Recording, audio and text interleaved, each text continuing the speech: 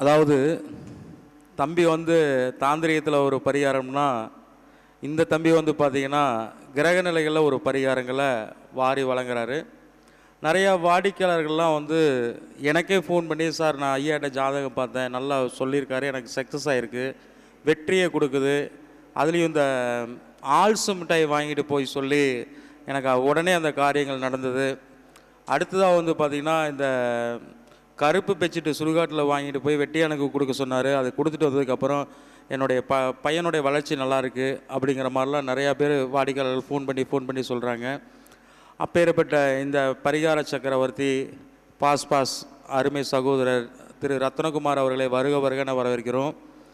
இவருடைய வகுப்பு வந்து பார்த்திங்கன்னா ஒரு நாள் வகுப்பு, ஆன்லைன் வகுப்பு தான் நடக்குது. குறைஞ்ச கட்டணம் தான். இதில் சிங்கப்பூர், மலேசியா, கனடா, இன்னும் வெளிநாடுகளில் இருக்கக்கூடியங்க, இல்லை தமிழ் நல்ல உள்ளங்கள் நிறையா பேர் இந்த வகுப்பில் கலந்துக்கிறதுக்கு ஒரு வாய்ப்பு இருக்குது. ஆன்லைன் வகுப்பு தான். நீங்கள் கட்டாயம் இது வாய்ப்பு இருந்ததுன்னா கட்டாயம் இந்த வகுப்பில் கலந்துக்குங்க. நன்றி. வாங்க. கந்தப்பெருமானின் பேரருட்கருணையினால் எனக்கு இந்த நல்லதொரு வாய்ப்பினை ஏற்படுத்தி கொடுத்த அண்ணன் விஜய பூபதிராஜன் அவர்களுக்கு என்னுடைய நன்றிகளையும் வணக்கங்களையும் தெரிவித்து கொண்டு, நாம் எப்போ பேசினாலும் குருவோட ஆசீர்வாதத்தோடு தான் பேசுவோம். இப்போ பேசும்போது குரு ஹோரை கரெக்டாக சனிக்கிழமையாக இருக்கிற மாதிரிலாம் இல்லை, குரு ஹோரையில் பேசுகிறோம். அப்போ எந்த விஷயத்தை செஞ்சாலும் குரு நம்மளை பார்க்கணும். இப்போ வரக்கூடிய என்ன மாதங்க குரு பயிற்சி? ஐயா குரு பயிற்சி எப்போயா? மே மாதம் குரு எங்கே போகிறாரு? ரிஷப வீட்டிலேருந்து மிதுன வீட்டுக்கு குரு போகிறார். அப்போ ரிஷப வீட்டிலேருந்து குரு மிதுன வீட்டுக்கு போயிட்டால் எங்கெல்லாம் பார்ப்பார்? துலாத்தை பார்ப்பார். பார்ப்பாரா? ஐயா பார்ப்பாரா பார்க்க மாட்டாரா? சொல்லுங்கள். அப்போ துலாத்தை பார்ப்பார், தன் வீட்டை தானே பார்ப்பார், தனுஷை பார்ப்பார், அப்புறம் கும்பத்தை பார்ப்பார். குரு இருக்கும் இடத்தை விட பார்க்கும் இடத்துக்கு பலம் ஜாஸ்தி. அதனால தான் குரு பார்த்தால் கோடி நன்மை, குரு தொட்டு காட்டாத வித்தை சுட்டு போட்டாலும் வராது. சரிதானே? அப்போ யார் குரு அப்படின்லாம் இருக்குது. அப்போ காரண குரு யார், காரிய குரு யார்? யாரெல்லாம் பணம் வாங்கிட்டு கிளாஸ் எடுக்கிறாங்களோ அவங்களாம் டீச்சர், அவங்களாம் புதன். தன்னுடைய சீடன் ஒரு காலத்தில் ஆபத்தில் இருக்கும்போது அடைத்தவுடன் வரக்கூடிய போகர் மாதிரி குரு தான். கருவரார் கூப்பிடும் போது வந்தவர் தான் போகர். ரசவாத வித்தையில் ஒரு ஃபால்ட் ஆகும்போது கூப்பிடும் போது வந்ததான் அவர் தான் குரு. அப்போ எல்லாரும் குருன்னு போட்டுக்கிறது குரு இல்லை. அப்போ சரி, அண்ணன் வந்து குரு ஜோதிட ஆராய்ச்சியாளர்கள் சங்கம்னு போட்டிருக்கா. குருவை பற்றி ஆராய்ச்சி செய்யக்கூடிய ஜோதிடம் தான் வச்சுருக்காரு அண்ணன். அப்போ குரு ராகு புதன். அப்போ ரிசர்ச் அப்படின்னால என்னது? புதன் அறிவு, அதில் ஆராய்ச்சி அப்படிங்கிறது பார்த்திங்கன்னா உங்களுக்கு ராகு. அப்போ குருங்கிறது கிரகங்கள் உள்ள ராஜ கிரகம்னு சொல்லக்கூடியது குரு. சரி, இப்படியெல்லாம் இருக்கிற பட்சத்தில் யாரும் இந்த குரு பயிற்சி நினச்சி பயப்பட வேண்டாம். காரணம், பேங்க்கில் இன்ட்ரெஸ்ட் இருக்கிறான்னா யாருக்கு பயம்? நம்ம அக்கௌண்ட் தான் இங்கே ஜீரோ பேலன்ஸில் இருக்க. வட்டி விகிதத்தை ஏற்றிட்டாள்னா, பேங்கிங்கில் தள்ளுபடி பண்ணிட்டான்னா, இல்லை அடமானம் வச்சதுக்கு இவ்வளோ % இன்ட்ரெஸ்ட்னு சொன்னால் நமக்கு என்ன? நம்ம ஜாதகத்தில் குரு எந்த நிலையில் இருக்கிறார்? கோச்சாரத்தில் மாறக்கூடிய கிரகங்கள் தற்காலிகமே, அது வழி பயணம் மாதிரி எங்கே வேணாலும் ஏறி இறங்கிடும். நம்ம ஜாதகத்தில் குரு எங்கே இருக்காரோ அங்கே தான் விஷயமே இருக்குது. அவர் எங்கே பார்க்குறாரு, அவர் யார் சாரத்தில் இருக்காரு, அந்த லக்னத்துக்கு அவர் நன்மையை செய்வாரா, பாதகத்தை செய்வாரா, தீமையை செய்வாரா? குரு திசை நடந்து கோடியில் புரண்டவங்களும் இருக்காங்க, குரு திசை வந்து தெருக்கோடியில் புரண்டவங்களும் நான் பார்த்துருக்கேன். காரணம், ஒரு நாளைக்கு நம்ம 25 ஜாதகம் பார்க்குறோம். பாருங்கள், என் த்ரோட்டே இன்ஃபெக்ஷன் ஆகிடுச்சு. நான் வீட்டுக்கு போய் பல நாள் ஆகிடுச்சு. என்னோடய வாழ்க்கையே என் கார்லேயே போயிடுச்சு. காரணம், நம்ம ஜோதிடத்தை நேஷ்னல் லெவலில் இருக்கிறத இன்டர்நேஷ்னல் லெவலில் கொண்டு போகிறேன். இது வரைக்கும் வேலிட் அப்ரூவல் சர்டிஃபிகேட்டுங்கிறது பெருசாக இல்லை. ஸோ தலைமையிடம்னு சொல்லக்கூடிய எங்கே ஒருத்தன் மதிப்பான்னு பார்த்தீங்கன்னா படித்தவனுக்கு தான் எங்கே போனாலும் மதிப்பு. அப்போ ஒரு லண்டன் யூனிவர்சிட்டி ஒரு டிஏஓ, ஒரு எம்ஏஓ, எம்ஃபிலோ, டாக்டரேட்டோ கொடுத்தா அந்த ஜோதிடத்துக்கு எவ்வளோ பெரிய பெருமை? ஜோதிடத்துக்கு பெருமை, சொன்ன ஜோதிடருக்கு பெருமை, இந்த கலையை கற்றுக் கொடுத்த சித்தர்களுக்கே அது பெருமை. அப்போ நம்மளோட ஹெட் ஆஃபீஸ் லண்டனில் ஓப்பன் பண்ண போகிறேன். ஸோ அதுக்கு இங்கே படிக்கக்கூடிய மாணவர்கள் பெருமையாக சொல்லலாம். என்ன சொல்கிறாங்க? நான் பிஹெச்டி டாக்டரேட்டு இல்லை வந்து எம்ஃபில்லாம் இங்கே முடித்தேன், எம்ஏ வந்து இந்த யூனிவர்சிட்டியில் பண்ணேன், அண்ணாமலை யூனிவர்சிட்டியில் பண்ணேன், அப்புறம் வந்து அண்ணா யூனிவர்சிட்டியில் பண்ணேன்னு சொல்லும்போது கிங் மேக்கர்ஸ் ஆஸ்ட்ரோ அகாடமியில் நான் அஸ்ட்ராலஜி முடிச்சிருக்கேன்னு சொன்னால் அது பெருமையாக சொல்லக்கூடிய அளவுக்கு எனக்கு பெருமை இல்லை, படிக்கக்கூடியவர்களுக்கு பெருமை ஏற்படுத்தும் வண்ணமாக இதை செய்ய போகிறோம். அப்புறம் நம்ம நிறைய பரிகாரங்கள் சொல்லியிருக்கோம்.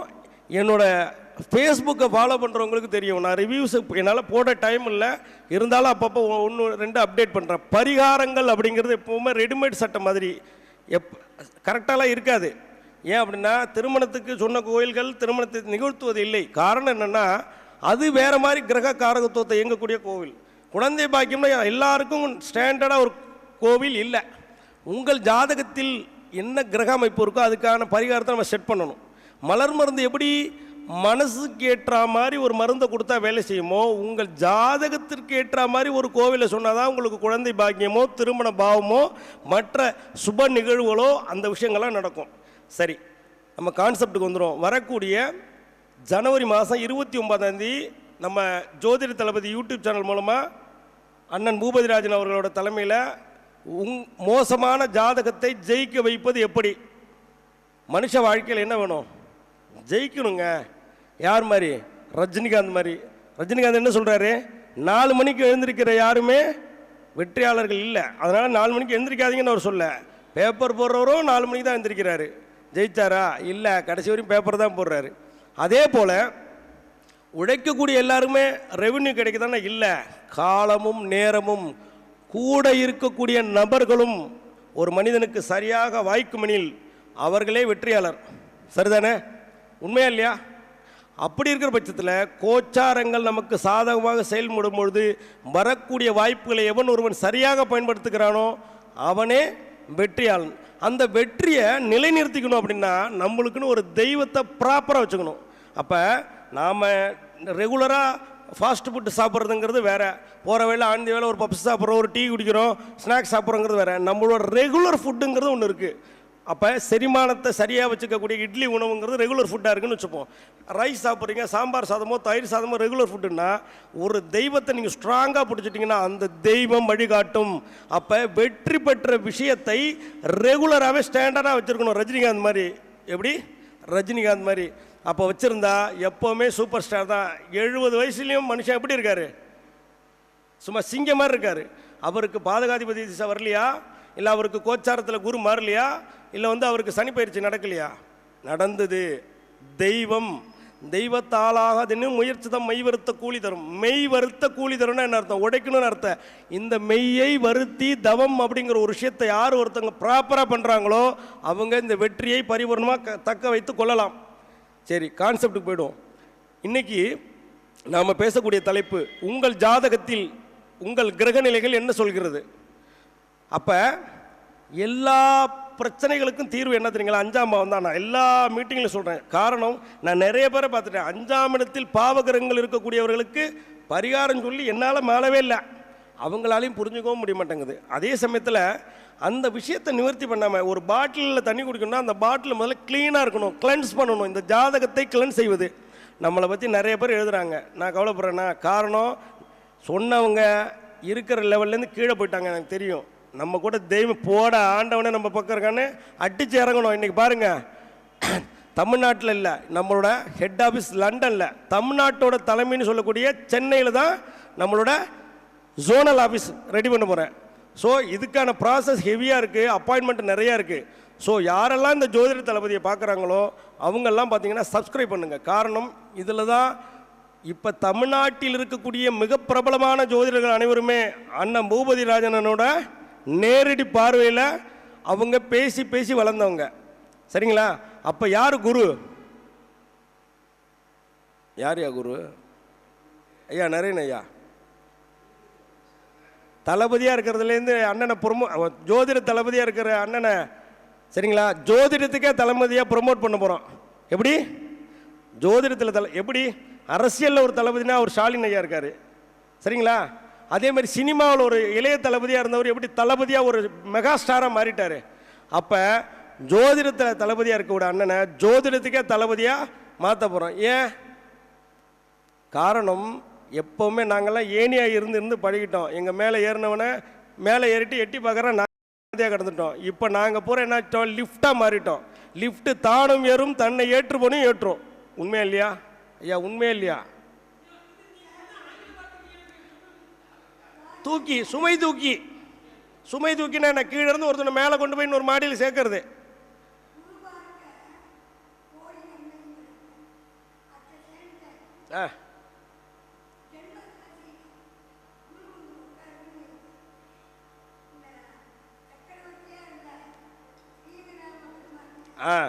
பாயிண்ட்டை புரிஞ்சுக்கிட்டேன். அதாவது என்ன சொல்கிறாங்க அம்மா, குரு பார்க்க கோடி நன்மை தாயா, நீ சொல்கிற நான் ஒத்துக்கிறேன். அதே சமயத்தில் கோச்சா ஜென்ம ராசியில் குரு பயணிக்கும் பொழுது என்னாச்சு? அதுக்கு உதாரணம் நான் தான்.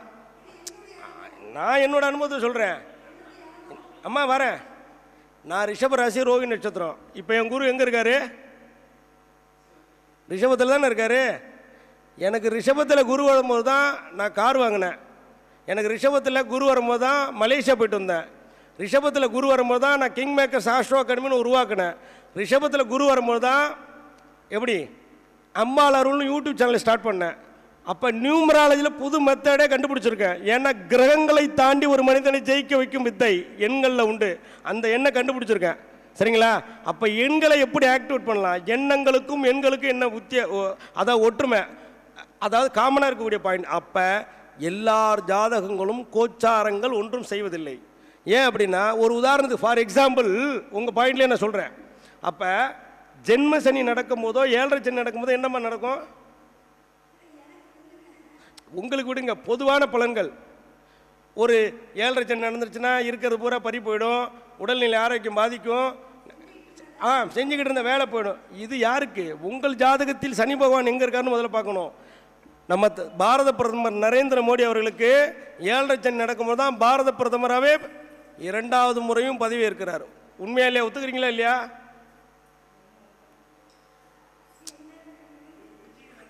விருச்சிக ராசிக்கு எத்தனைக்கு உடையவர்? 3க்கும் 4க்கும் உடையவர் சனி பகவான். அவருக்கு எங்கே இருக்காரு? 8ஆம் இடத்துல சனி பகவான் போகும்போது தானே 7.5 சனி, அஷ்டம சனி. இருக்கட்டுமா, உங்கள் ஜாதகம் அப்புறம் நான் சொல்கிறேன் கேளுங்க. ஐயா எல்லா கிரகத்துக்கும் நான் சொல்கிறேன் கேளுங்க. பரிகாரம் இருக்குங்கய்யா. ஏன் அவர் துப்புரவு பணியாளர்களுக்கு கால்களை கழுவி விட்டார்? அதுதான் சனி பிரதி. ஏன் பீச்சில் குப்பை எடுக்கிற மாதிரி ஒரு பாரத பிரதமர் யாராவது குப்பை எடுக்க வைப்பாங்களா? ஏன் குப்பை எடுக்க வச்சாங்க? அதான் பிரதி. ஸோ அதோட வேலையை நாம் செஞ்சுட்டா நம்ம வேலையை எந்த டிஸ்டர்பன்ஸ் பண்ணாது. நீங்கள் பரிகாரமே பண்ணாமல் வீட்டில் படுத்துருந்தா சனி பகவான் இல்லை, குரு பகவான் கூட கொடுக்க மாட்டார். காரணம், இறைவன் வழிகாட்டுவார், ஊட்ட மாட்டார். அப்போ கிரகங்கள் நல்லா இருக்கும்போது நான் இடையில ஒரு ரீல்ஸ் பார்க்குறதே மறந்துட்டேன். காரணம், எனக்கு டைமே இல்லை. நான் நைட்டு 3 மணிக்கு தான் தூங்குறேன், 4:30 மணிக்கு எழுந்திரிச்சிட்றேன். ஸோ நிறைய ஆராய்ச்சி பண்ணி பாருங்கள், த்ரோட்லாம் பலூனில் ஊதின காற்று அப்படி திருவிழா கிரகிற மாதிரி என் வாய்ஸ் ஆகிடுச்சு. ஸோ என்ன விஷயம் நான் சொல்ல வரேன்னா, ஒரு ஜாதகத்தில் கிரக நிலைகள் எப்படி இருக்குங்கிறத நம்ம பார்க்கணும். அந்த கிரகத்தை நாம் எப்படி இயக்குனா வேலை செய்யுங்கிறது தெரியும். நல்லா பார்த்துங்க, குரு கேது கோடீஸ்வர யோகம்னு சொல்கிறோம், பிச்சைக்கார யோகம்னு சொல்கிறோம். எனக்கு குரு திசையில் கேது புத்தி வரும்போது தான் நான் யாருங்கிறதே வெளியில் தெரிஞ்சுது. தெரியுமா? காரணம், எனக்கு 10ல் கேது மக நட்சத்திர சாரத்தில். அப்போ சுயசாரம் பெற்ற கிரகங்கள் உச்சம் பெற்ற பலனை கொடுக்குமா கொடுக்காதா? நம்ம ஜாதகத்தில் கிரகத்தோட வலிமையை நம்ம தெரிஞ்சுக்கணும். இடையில அந்த மேட்டரை மறந்துட்டு பாருங்கள். இடையில ஒரு ராம்கியோட ஒரு இன்டர்வியூ பார்த்தேன். ரொம்ப சூப்பராக ஒரு வார்த்தை சொன்னார். அப்படியே திரும்ப நான் கேட்டேன். அந்த வார்த்தையில் ஒரு விஷயம் சொல்கிறாரு. லக்குங்கிறது ஒரு மனிதனுக்கு அதிர்ஷ்டம். அது இஷ்டத்துக்கு அது இஷ்டத்துக்கு போயிடும். நீங்கள் ஒரு ரூமில் படுத்துருக்கீங்க அப்படின்னா அதிர்ஷ்ட கதவு தட்டும். நீ தயார் நிலையில் இருக்கும்பொழுது அந்த அதிர்ஷ்டத்தை நீ அக்செப்ட் பண்ணி ஏற்றுக்கிட்டீங்கன்னா நீ வெற்றியாளன். நீ அந்த நேரத்தில் தூங்கிட்டு யாருப்பா அதே அப்புறமான்னு சொல்லிட்டா அந்த லக் இன்னொருத்த ரூமுக்கு போயிடும். அப்போ நீ எப்பொழுதுமே தயார் நிலையில் இருக்கணும். அப்போ 7.5 சனி காரணம் சொல்கிறவங்க தான் 7.5 சனி, அஷ்டம சனி, கோச்சார குரு, ஜென்ம குரு, அஷ்டம குரு. ஜென்ம சனி நடக்கிறவங்க யாராவது சாப்பிடாம இருந்திருக்கீங்களா? 7.5 சனி நடக்கிறவங்க எங்கேயாவது வெளியே போகாமல் இருந்திருக்கீங்களா? இல்லை உங்களுக்கு ஒருத்தர் 1 கோடி ரூபா பணம் கொடுக்குறாரு ஜென்ம சனியில், 7.5 சனியில் வாங்காமல் இருப்பீங்களா? காரணம் சொல்பவர்கள் காரியம் செய்வதில்லை, காரியம் செய்பவர்கள் காரணம் என்றைக்குமே சொல்ல மாட்டாங்க. வெற்றி பெற்ற அனைவருமே புத்தி கொள்வதில்லை. அப்போ ஒரு விஷயத்தை நீங்கள் நல்லா புரிஞ்சுக்கணும். உங்கள் ஜாதகத்தில் கிரக நிலைகள் எப்படி இருக்கோ அதை நீங்கள் இயக்க தெரியணும். அப்போ இயக்கணும்னா சரியான ஜோதிடரை தேர்ந்தெடுக்கணும். அதுக்கு உங்களுக்கு ஜாதகத்தில் 5ஆம் இடம்னு சொல்லக்கூடிய புத்தி ஸ்தானமும் பூர்வ புண்ணிய ஸ்தானமும் பலமாக இருக்கணும். அப்போ 5ஆம் இடத்தில் பாவகிரகங்கள் இருக்குன்னு வச்சுங்களேன், முதல்ல அதுக்கு தான் நீங்கள் பிரதி பண்ணுவோம். எவ்வளோ போட்டாலும் வேலை செய்யாது. எப்படி ஒரு சுகர் கம்ப்ளைண்ட்டுக்கு வந்து சுகர் இருக்கும்போது ஆப்ரேஷன் பண்ண முடியுமா? முதல்ல இன்ஜெக்ஷன் பண்ணி மாத்திரை கொடுத்து சுகரை நார்மலாக்கி பேலன்ஸ் லெவலில் வச்சுட்டு அதுக்கப்புறம் தான் ஆப்ரேஷன் பண்ணுறாங்க. ஏன் அப்படியே பண்ணால் அது உயிரை பாதிக்கும். அப்போ உங்கள் ஜாதகத்தில் பரிகாரம் பலிக்கணும்னா 5ஆம் இடத்தில் இருக்கக்கூடிய பாவ கிரகங்களுக்கான பலன்களை நீங்கள் சரி பண்ணிகிட்டே இருக்கணும். இப்போ 5ல் கேது இருக்குது, என்ன செய்யணும்? 5ஆம் இடத்தில் கேது என்ன நட்சத்திர சாரத்தில் இருக்காரோ அதுக்கான பரிகாரத்தை பண்ணணும். காமனான பரிகாரம் என்ன?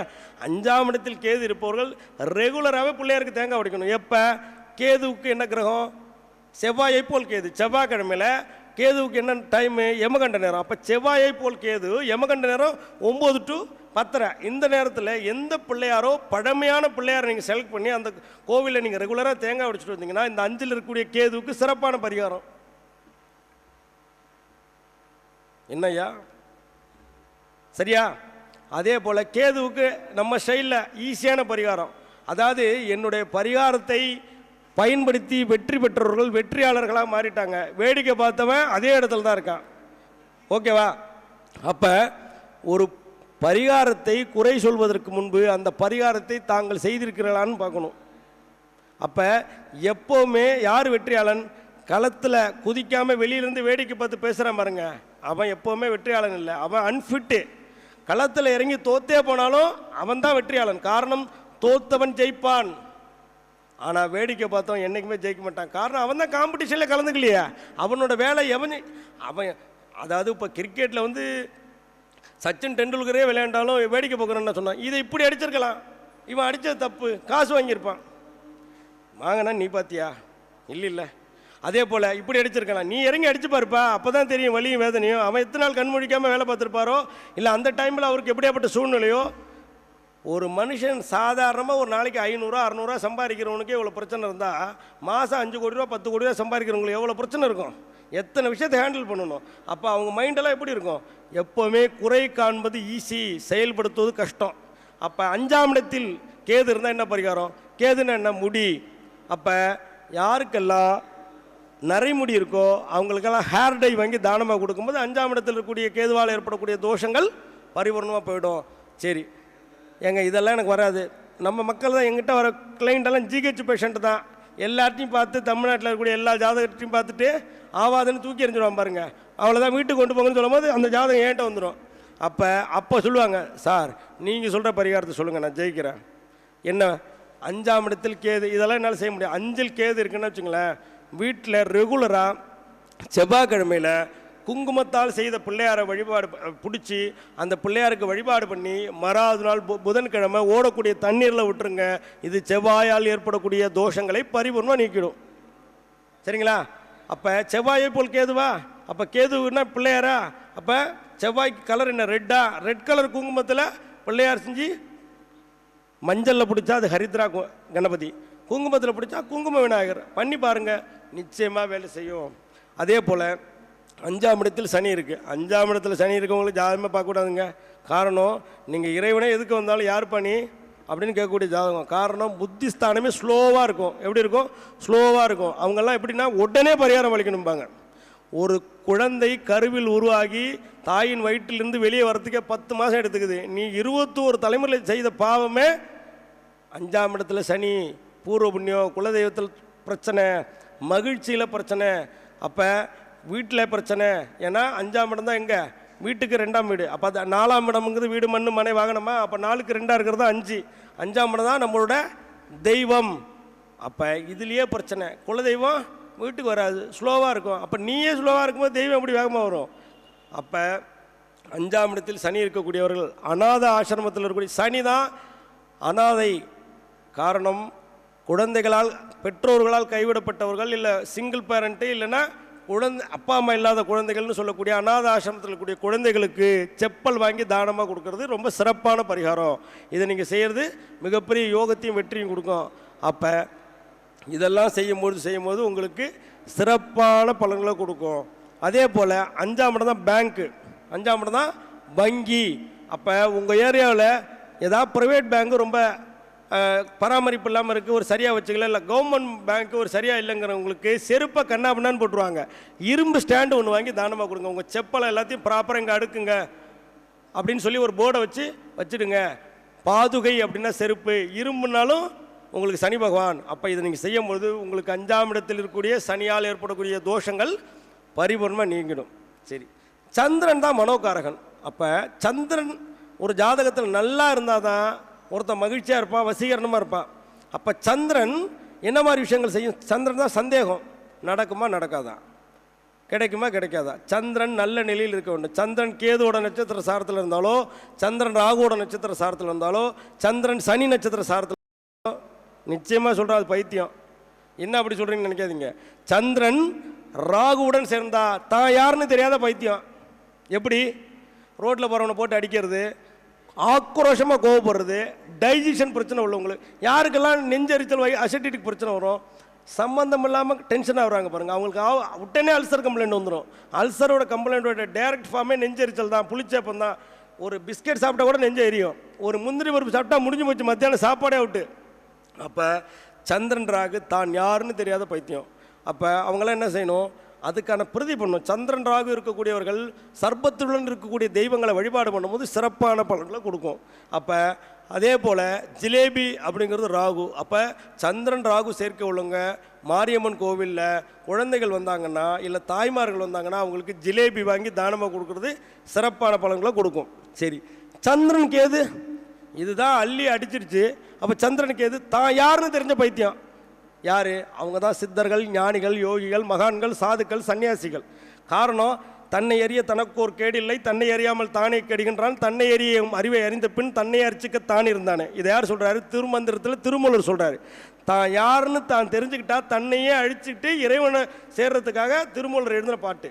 அப்போ சந்திரனோட கேது சேரவங்க தன்னை வெளியே காட்டிக்காமல் சந்துலையும் பொந்துலையும் மலையிலையும் இடுக்கலையும் மனிதர்களே என்னை பார்க்காதீங்க அப்படின்னு சொல்கிற அளவுக்கு தன்னை யாருன்னு வெளிக்காட்டாமல் வாழக்கூடியவங்க சந்திரனோட கேது. நான் நிறைய பேரை பார்த்துட்டேன், சந்திரன் கேது நட்சத்திரத்தில் இருக்கவங்களாம் மிகப்பெரிய கோடீஸ்வரர்கள்.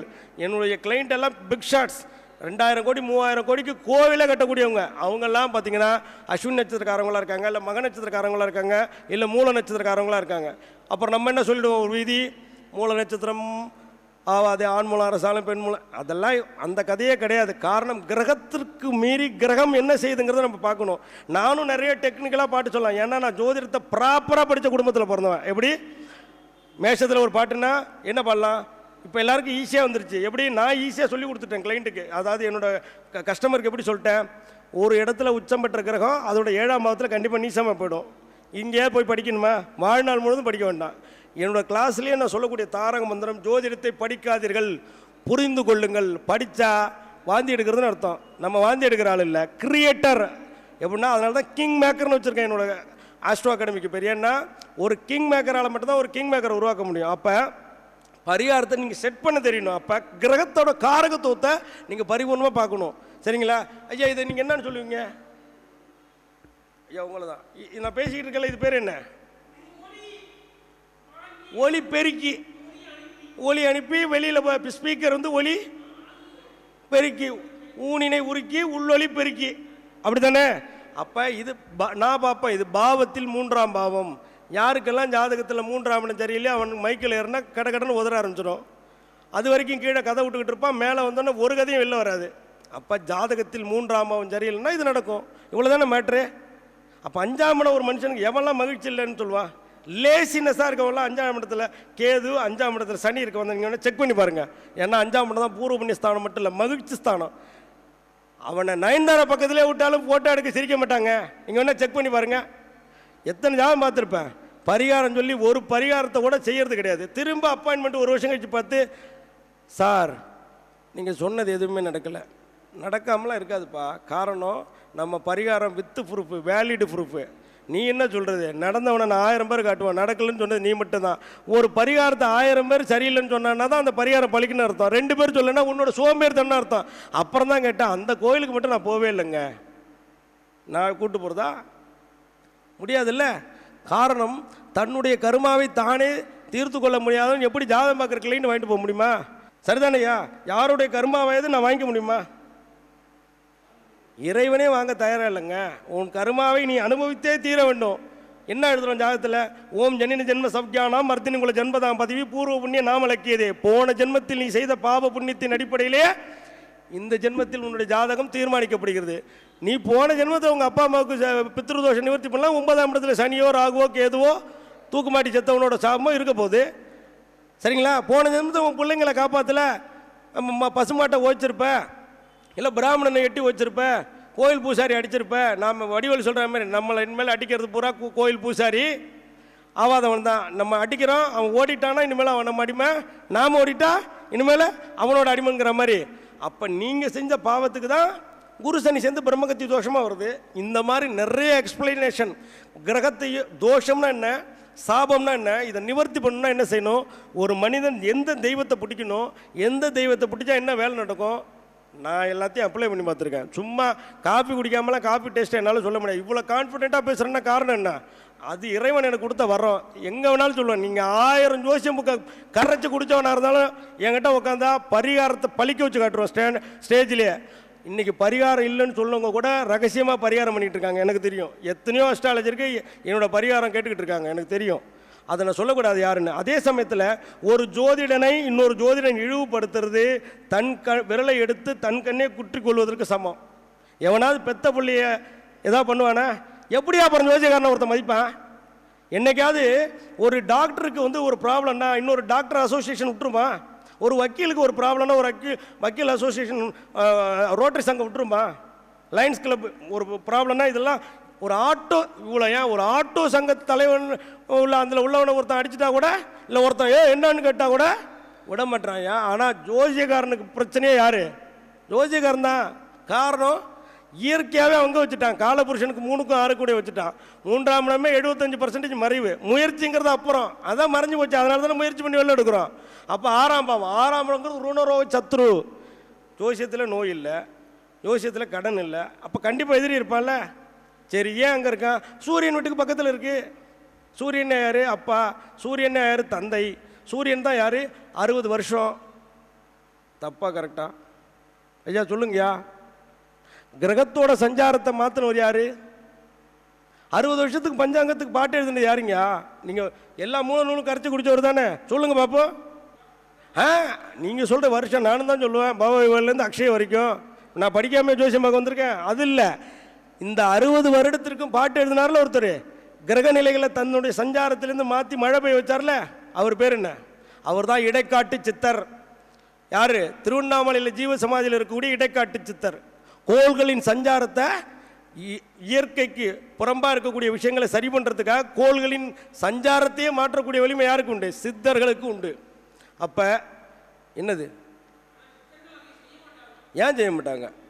சரி, இப்போ நான் இயற்கைக்கு மாறா இப்போ பாரத போர் இருக்கு, அது இயற்கைக்கு முரம்பாக உள்ளதா இல்லை தப்பாக உள்ளதா? கண்ணன் என்ன கேட்குறாரு? தூது போகிறாரு. அப்போ என்ன சொல்கிறார்? சகுனி ஒரு மனைவியை வச்சு சூதாடுற அளவுக்கு அந்த அளவுக்கு பாண்டவர்கள் மோசமாக போயிட்டாங்க. எப்பா விளையாட அழித்தது நீ, அதுக்காக பொண்டாட்டியை வைப்பா, அது அந்த சூழ்நிலை. சரி, அதுக்காக தர்மம் ஜெயிக்கணும். இப்போ என்ன, பாண்டவர்களுக்கு தேவையான பங்கை கொடு. முடியாது. ஒரு ராஜ்யம் இல்லை, ஒரு ஊர் இல்லை, ஒரு வீடு இல்லை. சரி, அப்போ என்ன நேராக போகிறார். எப்பா உனக்கெல்லாம் கொடுக்க மாட்டேன்னு சொல்லிட்டாங்க, என்ன செய்யலாம்? எனக்கு ஒன்றும் தெரியாது கிருஷ்ணா. அர்ஜுன் சொல்கிறான், உனக்கு எல்லாமே தெரியும், எனக்கு ஒன்றை மட்டும் தான் தெரியும். பிடிச்சிட்டான் ஸ்ட்ராங்காக. அப்போ என்ன செஞ்சிட்டாரு? சரி ரைட்டு, என்ன தான் கூப்பிட்டுட்டேன், வேறு வழியே கிடையாது. நியாயம் அப்படிங்கிறது துரியோதனன் பக்கமே இருந்தாலும் அவன் பாண்டவர்களுக்கு செய்தது துரோகம். எப்போவுமே ஒருத்தனோட நியாயம் இன்னொருத்தனுக்கு அநியாயம். கரெக்டாக இல்லையா? ஒரு கேஸில் ஒருத்தன் ஜெயிக்கிறான் அப்படின்னா என்ன அர்த்தம்? கெட்டவனாக கூட இருக்கட்டும், நல்லவன் ஜெயிச்சுட்டா கூட கெட்டவனுக்கு அது அநியாயம் தான். ஏன்னா அவன் ஜெயிக்கலையா? எப்போவுமே ஒரு வினைக்கு எதிர்வினை உண்டு. இதானே டார்வின் தியரி என்ன சொல்லுது? ஒவ்வொரு வினைக்கும் எதிர்வினை உண்டு. இருட்டுன்னு இருந்தால் பகல்னு ஒன்று இருக்குமா இருக்காதா? கூல்னு இருந்தால் ஒரு ஹாட்னு இருக்கும்ல. சரி, உங்கள் பாஷையில் சொல்கிறேன், குளிர்ச்சியாக இருந்தால் வெப்பமாக இருக்குமா இருக்காதா? அப்போ கோச்சாரத்தில் கிரகங்கள் மறைவிட ஸ்தானத்தில் இருந்தாலும் கோச்சாரத்தில் அடுத்த கிரகத்துக்கு வரும்போது வெளிச்சத்துக்கு வருமா வராதா? அப்போ கிரகங்கள் தன்னுடைய கடமையை இன்றைக்கே மாறுதா? நம்ம கடமை கரெக்டாக செய்கிறோமா? காரணம், சிக்கனை பிடித்தேன் அப்படின்னு சொல்கிற மாதிரி ஒரு தெய்வத்தை ப்ராப்பராக பிடிச்சி நீங்கள் வழிபாடு பண்ணும்போது கிரகங்களால் ஏற்படக்கூடிய தடைகளை சித்தர்களையோ பிடிச்சிங்க. இல்லை உங்கள் ஜாதகத்தில் யார் எந்த தெய்வத்தை வழிபாடு பண்ணணும், யாரெல்லாம் எல்லாரும் ஜீவசமாதி பண்ண வேலை செய்யாது. நான்லாம் ஜீவசமாதியில் போய் படுக்காத ஜீவசமாதியா? பைக் எடுத்துக்கிட்டு பேங்க்கில் லீவ் போட்டு நான் பேங்க்கில் ஒர்க் பண்ணும்போது கண்டினியூவாக என்னோடய லீவை பூரா சேர்த்து வச்சுட்டு 22 நாள் அடிச்சிருக்கேன். நான் போகாத சித்தர் ஜீவ சமாதியே கிடையாது. எங்கள் ஊர் பார்த்தீங்கன்னா மயிலாடுதுறை கும்பகோணத்தை சுற்றி அவ்வளோ சித்தர்களோட ஜீவ சமாதி. இரவு பயணம், அதாவது வடக்கு பொய்கநல்லூரில் இருக்கக்கூடிய கோரக்க சித்தருக்கு ஆடுதுறையில் இருக்கக்கூடிய அகத்தியரோட பூஜை முடிச்சுட்டு பைக் எடுத்தோன்னு வச்சுங்க, நைட்டு போய் சேர 12 மணி. நைட்டு ஃபுல்லாக அங்கே பூஜையை பார்த்துட்டு காலையில் பார்த்தீங்கன்னா நிர்வாணமாக ஒரு அம்மா இருப்பாங்க சித்தர். அவங்க பேர் சின்ன குஞ்சு அம்மானு பேர். அவங்கள தரிசனம் பண்ணிட்டு வீட்டுக்கு வந்தால் படுத்து தூங்கிட்டு அடுத்தது நம்ம வேலையை பார்க்கணும். அப்போ முயற்சி திருவினையாக்கும், முயற்சியின்மை பின்மை புகுத்தி விடும். முயற்சி செய்யாமல் ஒரு விஷயம் நடக்கவே நடக்காது. அப்போ உங்கள் ஜாதகம் மோசமாக இருந்தால் கூட அதை ஜெயிக்க வைக்கக்கூடிய வித்தையை தான் நான் வரக்கூடிய ஜனவரி 29 நம்ம ஜோதிட தளபதி யூடியூப் சேனலில் விளம்பரம் வரும். 2 நம்பர் இருக்குது. ஒன்று என் நம்பரு, ஒன்று அண்ணன் பூபதி அண்ணன் நம்பரு. எதில் வேணாலும் நீங்கள் அப்பாயின்மெண்ட் புக் பண்ணலாம். கிளாஸ் வந்து பார்த்தீங்கன்னா 2000 ரூபா போட்டிருக்கோம். அது எதுக்கு தெரியுங்களா? எங்கள் சங்க வளர்ச்சிக்கு. ஏன்னா வரக்கூடிய மார்ச் மாதம் 15, 16 ஜோதிடர்களை ஊக்குவிக்கும் விதமாக வளர்ந்த ஜோதிடர்கள், ஜோதிடத்தில் சிறந்து விளங்கக்கூடியவர்கள், மேடை கிடைக்காதவர்கள், வாய்ப்பு கிடைக்காதவர்களுக்கு வாய்ப்பு ஏற்படுத்தணுங்கிற ஒரு நல்ல மனநிலை அண்ணன் வந்து குரு ஆராய்ச்சியாளர் ஜோதிட சங்கம் 125வது கருத்தரங்கத்தை மாநாடாக நடத்துகிறோம். அப்போ அதுக்கு தான் இந்த 2000 ரூபா ஃபீஸு. அப்போ எங்களுக்கு காசு வேண்டாம். ஏன்னா எங்களுக்கான விஷயத்தை இறைவன் கொடுக்குறான்ப்பா. ஏன்னா நாங்கள் எங்கள் வேலையை பர்ஃபெக்டாக செய்கிறோம். காரணம் நாங்கள் இன்னொருத்தவங்களோட டைப் பண்ணலை, நாங்கள் சுயம்பு. காரணம் நான் ரோகிணி நட்சத்திரம், அண்ணன் ஹஸ்த நட்சத்திரம். ரோகிணி ஹஸ்தம் திருவோணம். சந்திரன் இல்லாமல் ஒரு நட்சத்திரம் இயங்கவே இயங்காது. என்ன சொல்கிறீங்க நீங்கள்? உத்திர நட்சத்திரம் இவங்க சந்திரன் வந்து உத்திரத்தில் நின்னார்னா அது என்ன? சூரியன் தானே அது. என்னையா அப்போ எங்கே போய் தனியாக போய் உத்திரம் நிற்பாரா? ஹஸ்தம் போய் நிற்பாரா? இல்லை அஸ்வினி நிற்பாரா? இல்லை வந்து ஒரு அனுஷம் நிற்குமா? இல்லை கேட்டு நிற்குமா? சந்திரனின் துணை கொண்டே ஒரு நட்சத்திரம் இயங்குது. அப்போ சந்திரன் இல்லாமல் ஒரு விஷயம் நடக்குமா? தாய் இல்லாமல் எப்படிங்க குழந்தை பிறக்கும்? பிறக்குமா பிறக்காதா? தாய் இல்லாமல் குழந்தை பிறக்குமா? பிறக்கும். யாருக்கு? அவர் தான் அகத்திய பெருமானும் முருகனும். காரணம் நாமெல்லாம் பொம்பளை பிள்ளைங்க. நான் சொல்ல, வாரியார் சொல்கிறாரு. காரணம் தாயின் கர்ப்பப்பையில் இருந்து பிறந்த அனைவருமே பெண் குழந்தைகள். என் அப்பன் ஈசனும் முருகப்பெருமானும் மட்டுமே, அகத்தியரும் முருகனும் மட்டுமே சிவனோட நெற்றுக்கல்லேருந்து வந்தவங்க. அதனால தான் சித்தனுக்கெல்லாம் தலைமை சித்தன் அகத்திய பெருமானும், கடவுளுக்கெல்லாம் பெரிய கடவுள் சித்தனுக்காக சித்தன் சாமிநாத சித்தனா முருகப்பெருமானும் இருக்காங்க. உண்மையாக ஒத்துக்கிறீங்களா இல்லையா? நீங்கள் பேசுகிறது சயின்ஸு. புதன் அறிவு தோற்று போயிடும், ஞானம் தோற்காது. ஏன் அப்படின்னா நீங்கள் ஒரு ஜாதகம் பார்க்கும்போது என்ன செய்யுறீங்களா, லாஜிக்கை யோசிக்கும். 5ஆம் இடத்தில் கேது இருந்தால் இந்த மாதிரி ஒரு புத்தகத்தில் போட்டிருக்க அந்த பரிகாரம் சொல்லுங்கள், சத்தியமாக ஃபெயிலியர் ஆகிடும். அந்த நீங்கள் அங்கே என்ன செய்யணும்? அங்கே தான் லெஃப்ட் பிரெயின் வேலை செய்யக்கூடாது, ரைட் பிரெயின் ஆக்டிவேஷன் வேலை செய்யணும். அப்போ ப்ரெசன்ஸ் ஆஃப் மைண்டில் அந்த கேது எந்த பாவத்தில் இருக்கிறது, அது என்ன நட்சத்திர சாரத்தில் இருக்கிறது, கூட எந்த கிரகத்தோடு சேர்ந்துருக்கு, அதுக்கான பரிகாரத்தை கொடு பாருங்க, சக்ஸஸ். சரிங்களா? அது மட்டும் இல்லை, இதை விட பெரிய விஷயம், நான் ஃபுல்லாக நட்சத்திரத்தை ஆராய்ச்சி பண்ணி ஒரு ஸ்டேஜுக்கு மேலே போயிட்டு அப்புறம் யோசிக்கிறேன், எப்படா நமக்கு வைநாசிக நட்சத்திரக்காரன் பூரா பணம் கொடுக்குறான், அது மட்டும் இல்லாமல் நமக்கு வதைதார நட்சத்திரம் பூரா பணம் கொடுக்குறான், அது மட்டும் இல்லை எந்த கிரகம் நமக்கு சந்திராஷ்டமாக அவன் தான் கோடியில் கொடுக்குறான். என்னையான்னு பார்த்தா அங்கே தான் என்ன வேலை செய்யுது, நியூமராலஜி வேலை செய்யுது. எண்கள் அதிர்ஷ்ட விஞ்ஞானம்னு ஒரு புக்கு இருக்குது. சரிங்களா?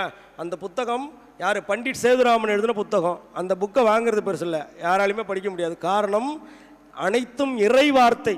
யார்? இறைவன் சொல்ல மனிதன் எழுதின புத்தகம்.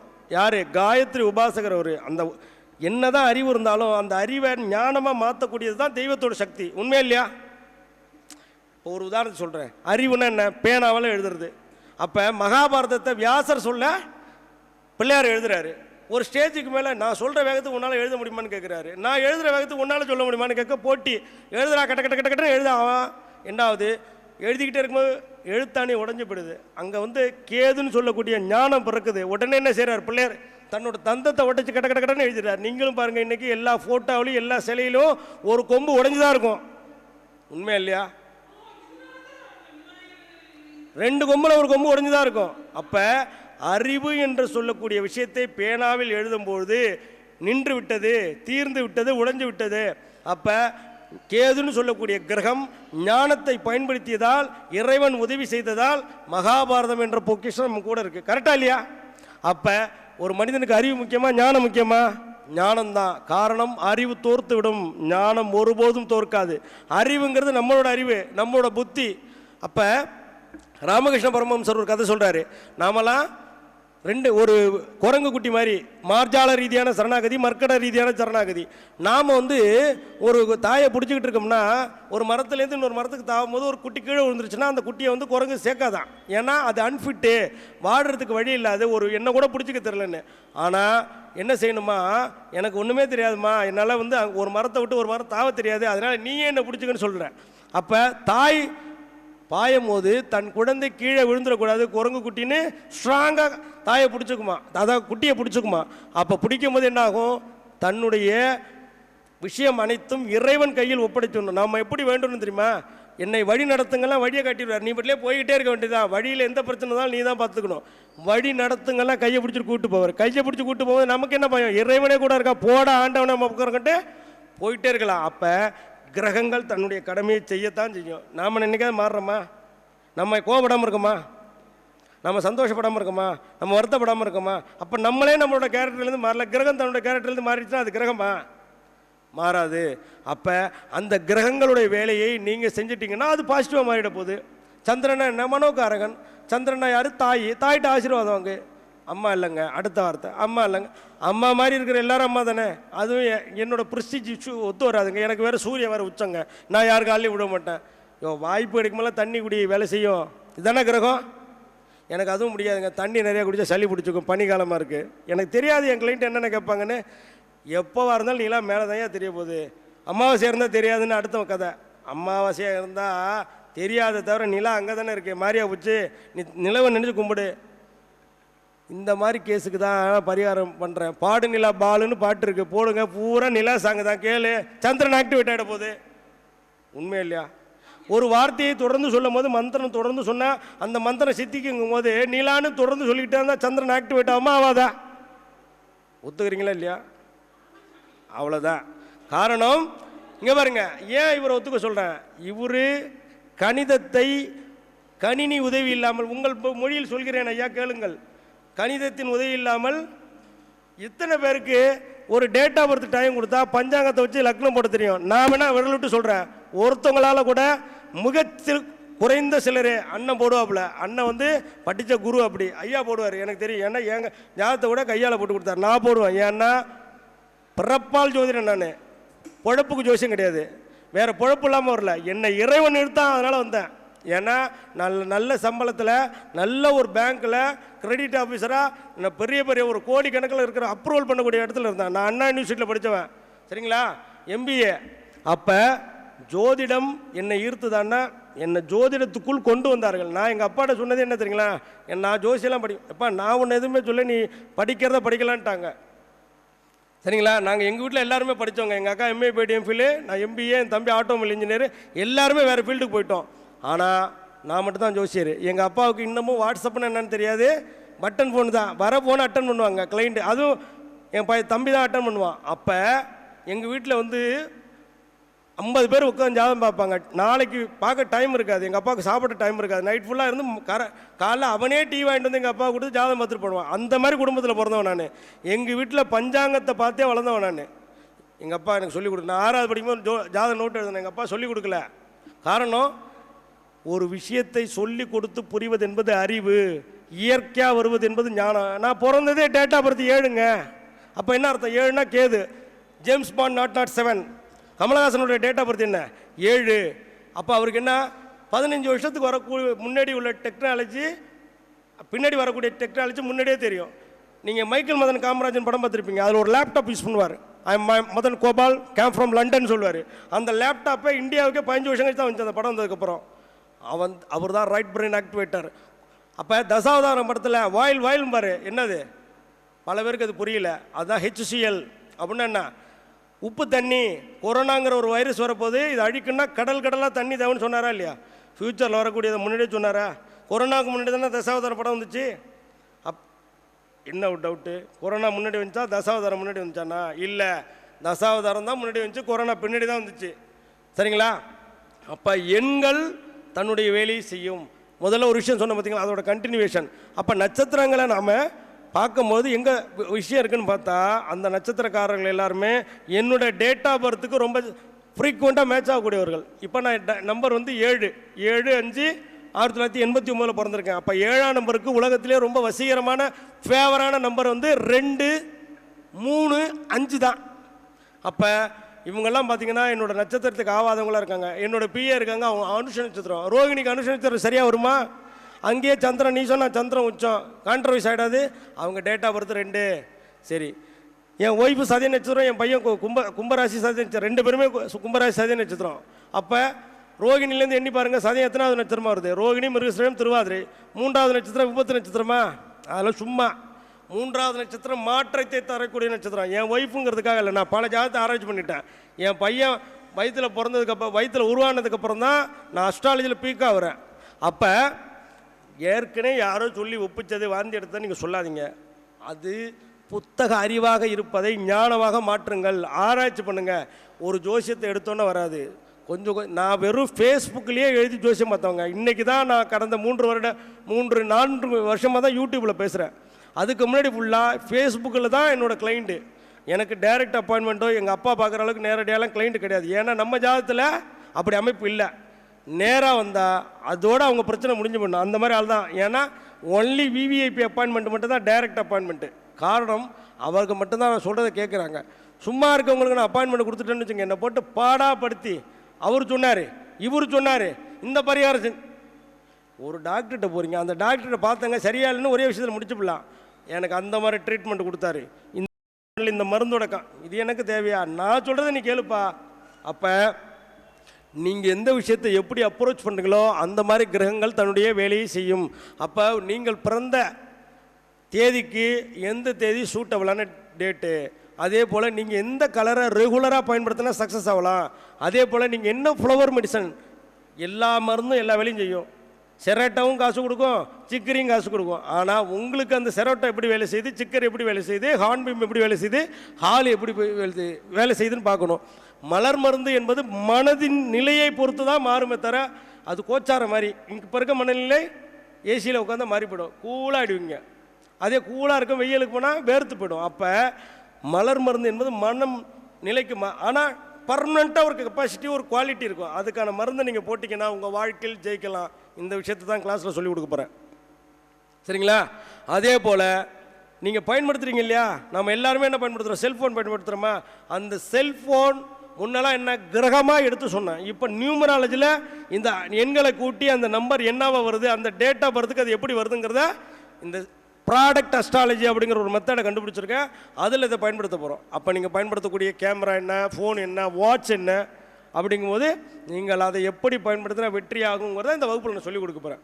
அப்போ ஏன் சொல்லிக் கொடுக்க போகிறேன்? எல்லாருமே நீங்கள் வாங்குகிற ப்ராடக்டை உங்களுக்கு தகுந்த மாதிரி ப்ராப்பராக வாங்கிட்டீங்கன்னா நீங்கள் ஜெயிச்சிட போகிறீங்க. உண்மையா இல்லையா? உண்மையா இல்லையா? உண்மையா? ஆமாம், அவ்வளோதான். காரணம், ஒரு சரியான பென்ஸ் வச்சுருக்க எல்லாருமே ஜெயிச்சிட்டாங்களா, பென்ஸ் வச்சுருக்க எல்லாருமே தோற்று போயிட்டாங்க. நீங்கள் வேணால் செக் பண்ணி பாருங்கள். சினிமா துறையாக இருக்கட்டும், இல்லை வந்து பார்த்திங்கன்னா அந்த பென்ஸுங்கிறது யாருக்கும் ஒத்து போகல. காரணம், பரணி நட்சத்திரம் நேராக இருக்கும். பரணி நட்சத்திரம் வடிவம் என்னது? யோனி வடிவம். பென்ஸோட சிம்பிள் எப்படி இருக்கும்? ஷார்ப்பாக மேலே பார்த்துருக்கோம். அப்போ எல்லாருமே வெற்றியை அடைவதில்லை. பரணி நட்சத்திர குறியீடு முக்கோணம் எஸ்விஎஸ் சன்ஃப்ளவர் ஆயிலில் குறியீடு எப்படி இருக்கும்? கீழ் நோக்கி இருக்கும். எவ்வளோ டாப்பான பிராண்டு, நல்லெண்ணெயாக இருக்கட்டும், சன்ஃப்ளவர் ஆயிலாக இருக்கட்டும், சூப்பராக இருக்கா இல்லையா? கடல் எண்ணெயாக இருக்கட்டும். அப்போ ஒரு நட்சத்திரத்தோட குறியீடோ அந்த எண்களோ எப்படி நாம் யூஸ் பண்ணுறோமோ அதுக்கு தகுந்த மாதிரி தான் அந்த அமைப்பு வேலை செய்யும். அப்போ நீங்கள் இப்போ அனுஷம் இருக்குது, நம்மால் பாருங்கள் இந்த இடத்துல இருக்கிற வெளிச்சத்துக்கு நம்ம நிறைய ஐயா வெளிச்சத்துக்கு இந்த கொடை எல்லாமே வீடியோ எடுக்கலாம். ஏன் கொடை போடுறாரு? அவர் அனுஷன்னா கொடை. ஒத்துக்கிறீங்களா இல்லையா? அதுவும் கொடையில் என்ன வச்சுருக்காரு? லைட்டு வச்சுருக்காரு. சந்திரன் அங்கே நீசமா லைட்டை போட்டு விட்டு என்ன ஆச்சு? பளிச்சுன்னு ஆக்கிட்டாரா இல்லையா? வீடியோ பார்க்கும்போது பாருங்கள் பளிச்சுன்னு தெரியும். தான் நீசமாக இருந்தாலும் பார்க்கக்கூடியவங்களை உச்சமாக மாற்றிட்டாரா இல்லையா? உண்மையா இல்லையா? அவருக்கு சந்திரன் நீசங்க, உச்சம் பெற்ற என்ன போட்டோ எடுக்கிறாருல, பல எடுக்கிறாரா இல்லையா?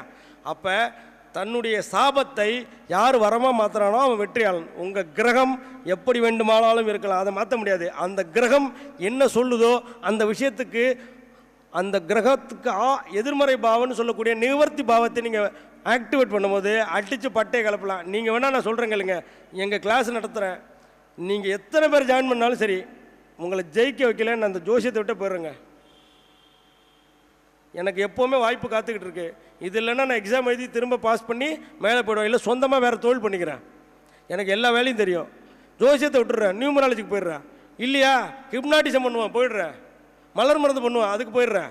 இல்லையா ஹிப்னோதெரப்பி பண்ணுவேன். உங்களுக்கு நேராக தெய்வத்தையே வர வச்சு காட்டுவேன். காரணம், மல்டிப்புளாக இருக்கக்கூடியவன் தான் ஜெயிக்கிறான். ஒரு கடையில் வெறும் சோப்பு மட்டும் விற்றா போவானா? அங்கே ஷாம்பு இருக்கணும், பல் விளக்க ப்ரஷ் வச்சுருக்கணும், சரி குழந்தைங்க வந்தால் பிஸ்கெட் இருக்கணும், குளிக்க அப்புறம் வந்து பாத்ரூம் கழுவுறது ஃபினாயில் இருக்கணும், சரி எதை வச்சு கழுவுங்க, மாப்பு இருக்கணும், அதை கூட்டுறதுக்கு விளக்கமாக இருக்கணும். அப்போ ஒரு ஜோதிடர் நான் இதில் தான் நிபுணத்துவம், அதெல்லாம் யாரும் எதுலேயும் நிபுணத்துவம் இல்லை. நான் பார்த்துட்டேன், பல வாஸ்து எக்ஸ்பர்ட் பார்த்த வீடு ப்ராப்ளமாக இருக்கிற வீடு பார்த்துருக்கேன். நான் எண்கணிதத்தில் வித்தகராக இருக்குன்னு சொன்னவர் வச்ச பேர் விளங்கவே இல்லை. அப்படிங்கும்போது ஒரு ஜாதகத்திற்கு எல்லா ஜாதகத்துக்கும் நியூமராலஜி வேலை செய்யாது, எல்லா ஜாதகத்துக்கும் பரிகாரம் வேலை செய்யாது. அந்த ஜாதகம் என்ன கேட்குதோ அதை கொடுத்தீங்கன்னா ஜாதகம் வேலை செய்யும். எல்லாருக்கும் இட்லி ஒத்துக்குமா? ஒரு பிறந்த குழந்தைக்கு, பிறந்த 3 நாளில் இருக்க குழந்தைக்கு இட்லி கொடுத்தா ஒத்துக்குமா? இட்லி சிறப்பான செரிமான உணவு தானே, ஒத்துக்குமாம்மா? முரோட்டை சாப்பிட்டுமா குழந்தை? 3 மாதம் குழந்தை சாப்பிடுமா? அப்போ அந்த உடம்புக்கு எது ஏற்றுக்குமோ அதை கொடுக்கணும். அப்போ இந்த கிரகம் எதை வலிமையை தாங்குமோ, எந்த பரிகாரத்தை அக்செப்ட் பண்ணுமோ அந்த பரிகாரத்தை நீங்கள் கொடுத்தீங்கன்னா அந்த ஜாதகம் வெற்றி அடைய போகுது. அப்போ இது யார் மேலே தப்பு? நம்மளை குறை சொல்பவர்கள் குறை சொல்லி கொண்டே இருக்கோம். நாம் போகிற வளர்ச்சியே வேறு. நம்ம 21 கண்ட்ரியில் அஸ்ட்ராலஜி அகாடமி ஓப்பன் பண்ண போகிறோம், இன்டர்நேஷ்னல் லெவலில். அதுக்கு டைரக்டரே அண்ணன் தான். யார்? கிங் மேக்கர்ஸ் ஆஸ்ட்ரோ அகாடமியோட ஜோதிட தளபதி. எப்போவுமே அது ஜோதிடத்துக்கே தளபதி. எப்போவுமே குரு ஒரு சீடனை உருவாக்குவார், அந்த சீடன் திரும்ப ஒரு குருவாக உருவாவார். இதான உண்மை. நாம் யார்? தேரை. நிலத்திலும் வாழக்கூடியவன், நீரிலும் வாழக்கூடியவன். அப்போ அறிவியல் என்ன சொல்லுது? நீரிலும் நிலத்திலும் வாழும் ஒரே உயிரினம் தேரை. காரணம், பாறைக்கு இடத்துலையும் இருக்கும், குளத்துலையும் இருக்கும், தரையிலையும் நடக்கும். அப்போ நீங்கள் எப்படி இருக்கக்கூடிய சூழ்நிலைகளை, கிரகத்தை சாதகமாக பயன்படுத்தி கொள்கிறீர்களோ அப்பொழுது கிரகங்கள் உங்களை நோக்கி வேலை செய்யும். நான் ரெகுலராகவே ஈரோடு வந்தால் ஒரு ஹோட்டலில் தங்குவேன். அந்த ஹோட்டல் மெர்லின். சரி, என்ன காரகத்துவம் மெர்லின்? மெர்லின்னா கேது. அப்போ என்ன இருக்குது, அது நமக்கு எப்படி ஒத்து வருதுன்னு பார்க்குறேன். பக்கத்திலே ஹோட்டல் கௌரி கிருஷ்ணா, கௌரி சங்கர். கௌரி சங்கர்னா என்னது? சூரியனும் புதனும். அப்போ சூரியன் புதனும் புதாதித்ய யோகமாக ஆல்ரெடி நமக்கு சூரியன் உச்சம், நம்ம அஸ்ட்ராலஜர் புதன். ஓகே. பக்கத்தில் பார்த்தீங்கன்னா கிருஷ்ணா ஹாஸ்பிட்டல். கிருஷ்ணானா ரோகிணி, அதை வச்சுக்கோ. ஹாஸ்பிட்டலுங்கிறது 8ஆம் படம். அப்போ நம்மளுக்கு லக்னாதிபதி 8ல். ஸோ அது வேலை செஞ்சிருச்சு. சரி, நம்மளுக்கு லக்ன புள்ளியே கேட்டேன். சரி, ஆப்போசிட்டில் மீனாட்சி சுந்தரானந்தர் தெருன்னு இருக்குது. அப்போ அந்த ஜாதகம் வேலை செய்யுது. எனக்கு 2-5 கூடியவனே குரு. எதுக்கு? ஆப்போசிட்டில் பஞ்சாப் நேஷனல் பேங்க் இருக்குது. அப்போ இதுதான் ஹோட்டல் நான் நினச்சிக்கிட்டு இருக்கேன். இங்கே அறிவை பயன்படுத்தினாங்க, தோற்று போயிட்டேன். நேற்று வரும்போது நம்மளுக்கு எப்படியா இருந்தாலும் ரூம் கிடைக்குன்னு ஃபோன் பண்ணால் ரூம் இல்லை. என்னாச்சு? ரூம் இல்லை. அப்புறம் என்னோடய கிளைண்ட்டுக்கு ஃபோன் அடித்தா ஒரு ரூம் போட்டு கொடுத்தாரு. என்ன ரூமு? கோகினூர். கோகினூர்னா என்ன? வைரம். அப்போ என்ன அர்த்தம்? வைரம் அப்படின்னா ரிஷபராசி. நான் ரிஷபராசிக்கு வேலை செஞ்சிருச்சா? இப்போ நீங்கள் எந்த கிரகத்தை எடுத்துப்பீங்க? Room number 105. டோட்டலாக கூட்டினா 6. நான் தைத்துளைக்காரனும் ரிஷபராசி, சுக்கரன் ஆச்சு, அதனால் 6 வந்துருச்சு. எனக்கு பக்கத்தில் ரூமில் என்னோட நண்பரை தங்க வைக்கிறேன், அது 104. 5 வந்துருச்சா? என் பேரே பாலாரத்னகுமார் 41 வைக்கிறேன், 5 வந்துருச்சா?